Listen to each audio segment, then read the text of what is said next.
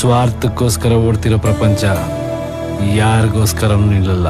ಸ್ವಾರ್ಥನೇ ತುಂಬಿರೋ ಈ ಪ್ರಪಂಚದಲ್ಲಿ ಇಲ್ಲೊಬ್ರು 365 ದಿನನೂ ಅನ್ನದಾನನ ಮಾಡ್ತಾ ಇದ್ದಾರೆ. ಮಳೆ ಬರಲಿ ಗಾಳಿ ಬರಲಿ ಏನೇ ಪ್ರಾಬ್ಲಮ್ ಇದ್ರೂ ಕೂಡ ಇವ್ರು ಅನ್ನದಾನ ಮಾಡೋದು ನಿಲ್ಸಲ್ಲ.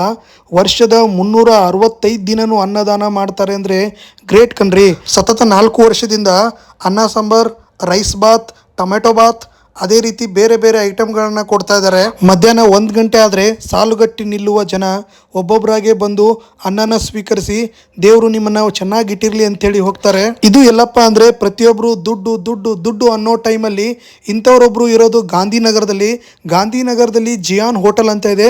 ಹೋಟೆಲ್ ಮಾಲೀಕರು ಪ್ರತಿದಿನ ಮಧ್ಯಾಹ್ನ 1 ಗಂಟೆಗೆ ಅನ್ನ ಸೇವೆನ ನಡೆಸ್ಕೊಡ್ತಾರೆ. ಪ್ರತಿದಿನ ಇಲ್ಲಿ ನೂರಾರು ಕೂಲಿ ಕಾರ್ಮಿಕರು, ಅದೇ ರೀತಿ ಗಾರೆ ಕೆಲಸದವರು, ಅದೇ ರೀತಿ ಆಟೋ ಡ್ರೈವರ್ ಆಗಿರ್ಬೋದು, ಕ್ಯಾಬ್ ಡ್ರೈವರ್ ಆಗಿರ್ಬೋದು, ಸ್ವಿಗ್ಗಿ ಝೊಮ್ಯಾಟೊ ಮಾಡೋರಾಗಿರ್ಬೋದು, ಇವರೆಲ್ಲರೂ ಬಂದು ಅನ್ನನ ಸ್ವೀಕರಿಸ್ತಾರೆ. ಸತತ 4 ವರ್ಷದಿಂದ ನಡ್ಸ್ಕೊಂಡ್ ಬರ್ತಾ ಇರುವಂತಹ ಇವರಿಗೆ ಏನು ಹೇಳ್ತೀರಾ? ಕಮೆಂಟ್ ಮಾಡಿ. ಅದೇ ರೀತಿ ಫಾಲೋ ಮಾಡಿಲ್ಲ ಅಂದರೆ ಫಾಲೋ ಮಾಡಿ.